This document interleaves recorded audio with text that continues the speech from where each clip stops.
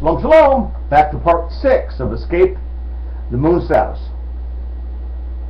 We left off in 5 of Matthew 24, okay, or Matthew. Alright.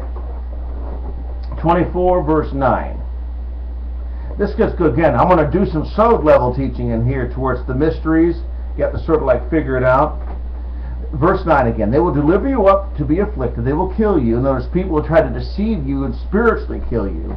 You'll be hated because of this 7-day week truth. It's going to get bad. There's going to be such a division of moon versus 7th-day Sabbath keepers. And right when this happens, more likely the Sunday law will kick in with the Catholics, and you have to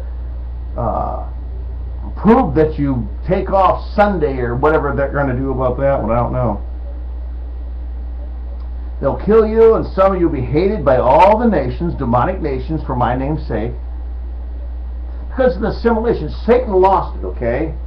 He can't steward Yahuwah's property. We're being raised up as sons of Yahuwah. We're going to share in his inheritance. We are sharing in his esteem. We are co-heirs with Yahusha, or Yahuwah. We're co-heirs with him. Heirs of what? Him. His kingdom. Him. He's reproducing himself. This is what he talked about in Romans 1. Many false prophets will arise and deceive many. Because lawlessness will abound, the love of many will wax cold. Because you quit hearing his voice. The pagan's world 7-day cycle was still intact, and everybody's leaving it. You know, your Sunday through Saturday, it's still intact. It's still, the Father left a witness. And if they change it, we won't change it. No, I won't stay in the Gregorian calendar. But right now, it's in the cycle. It's fine. Because the lawlessness will abound, the love of many of having that 7-day week of this birthing into a 7 ruachs. Just like there's a 7th-day Sabbath, 6-day work days before it. The Sabbath is worthless without 6 days before it. A month has 30 days. There's only one 7th day, and it still doesn't fit the chronological order of it. Okay, verse 14. Now this good news of the government, now listen, shall be preached into all. When we get to the Daniel now. This good news of the government shall be preached to all the world for a witness to all the nations. And again, every one of us in the body has a different part. Like I'm involved in spiritual warfare, intercede that way. He shows me the scriptures that push Satan off course and know how to bind him and to slow him down and destroy his infrastructure, to make him work so much harder. In other words, that's my call. So all these nations, I will be a witness. I'm using me as an example. I'll be a witness to all the nations. Then my end, or my calling, will come into a fruition or a completion. Remember how Shaul, he said, I have not yet made it, but I've run my course, but I have not yet attained it. In other words, as my life cycle in his work begins to dwindle away, is what he's talking about. In the end I will be saved. Like Shaul taught, he didn't deceive. Okay, verse 15. Now, when you therefore see the abomination of desolation in others, the mystery of iniquity, once the continual is broken, Satan will set up his works in them. There's no longer an assimilation process. We eat of his body. Remember, read my, what was that? Yeah, review my teaching as far as what? We have to eat the body of a man and drink his blood. That was sort of like a funny title on that one. To explain the water of renewal turns into wine that we drink. We're washed by his wine instead of his blood. But the wine's blood is a crushed grape. He gave himself up for us. He allowed himself to be crushed, and his blood, or the grape juice, squirted out, and we drank it. See, if you don't understand the idioms, you don't understand the Hebraic culture, the Hebrew culture, you won't get it. So review that one too. This good news of the government shall be preached unto all the world for a witness, as I just said. Then the end will come. Now when you therefore see the abomination of death, the temple that the Jews built in Jerusalem, I don't care if it's built or not, it's a pile of garbage. Yahushua will not come to a man's temple. Yeshayahu 4:24-25, through that, he sets up the canopy to rule at first. Just ruach. Remember the pillar of cloud, pillar of fire? He sets up a canopy to protect us from the sun. That's the spirit temple until the physical one's built. I don't think even if there is one built, he will stand in it. Okay? Keep it in mind.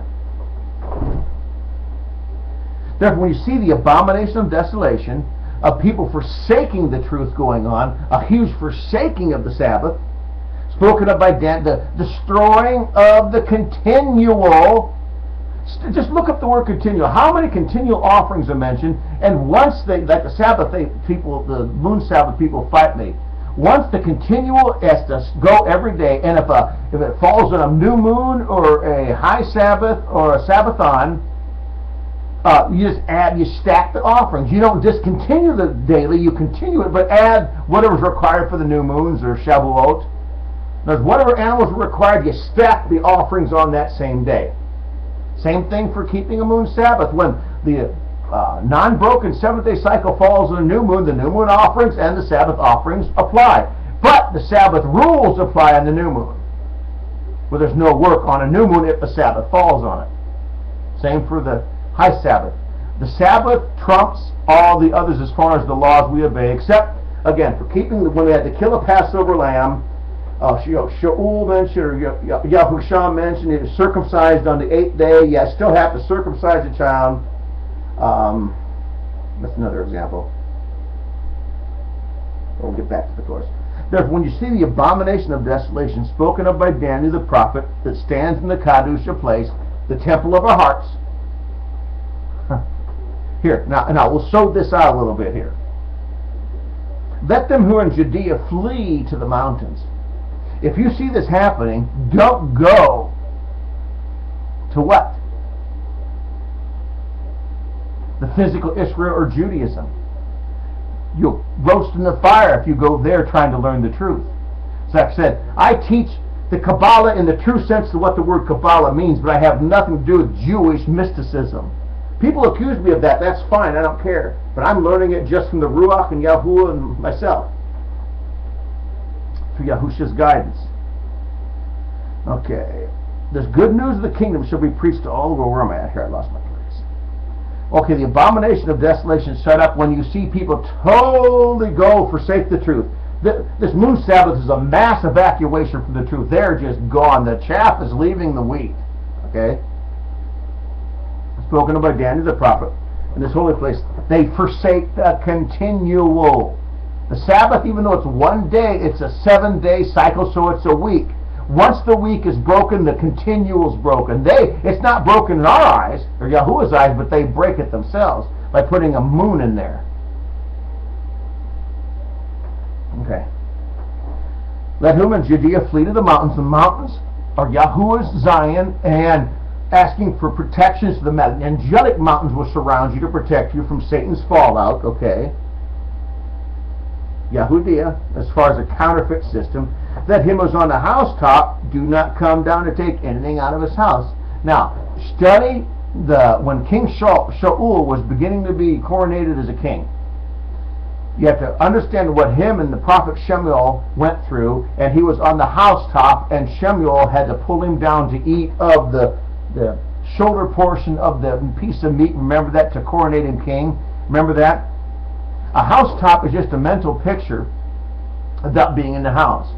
You're wishy-washy, you're unsure, you're not totally, it's a state of being uncommitted.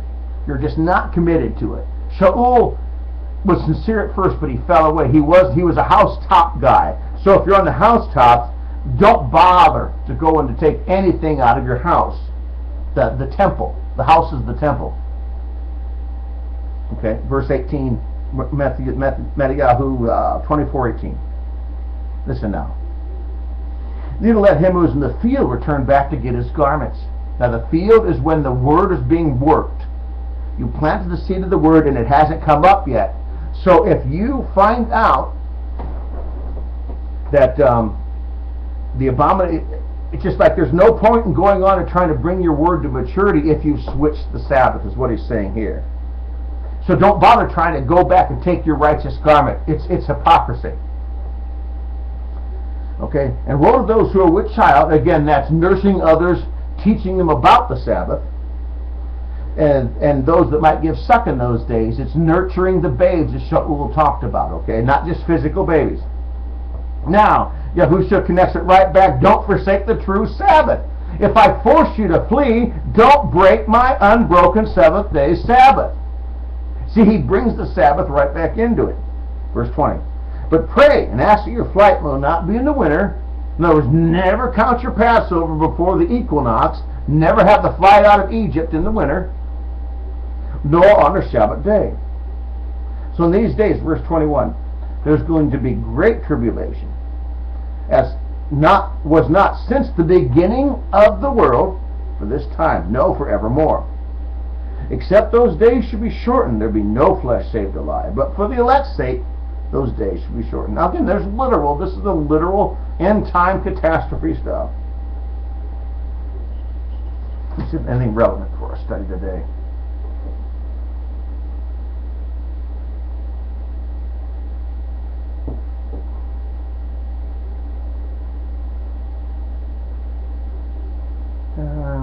There's a ton of stuff in here. Let's review a few things. Again, it talks about verse 24, rising false prophets. Wherefore they told you, behold, he is in the desert, do not go forth. Behold, he is in the secret chambers, do not believe it. Because they use the hidden manna and things like that. Well, the moon Sabbaths are in the hidden manna. And he says those who overcome in the end to get the hidden manna. Okay? For as the lightning shines out of the east and shines to the west, or the light of the sun goes from the east, shines to the west, so is the coming of the Son of Man be. So he comes at night. Notice the sun has crossed its cycle through the day, and when the cycle's to the west, then he comes. So he's saying right here, his days are sunset starts. Let's see, what else can I do?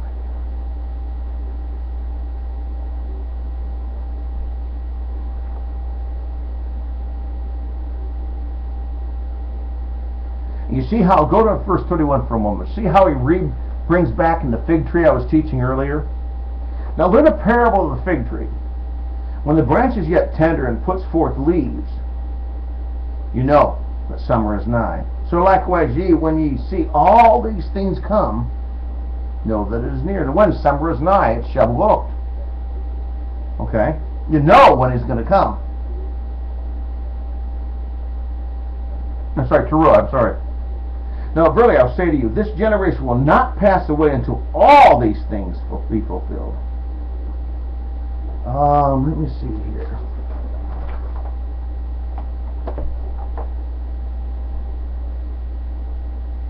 Right, but we'll start 6.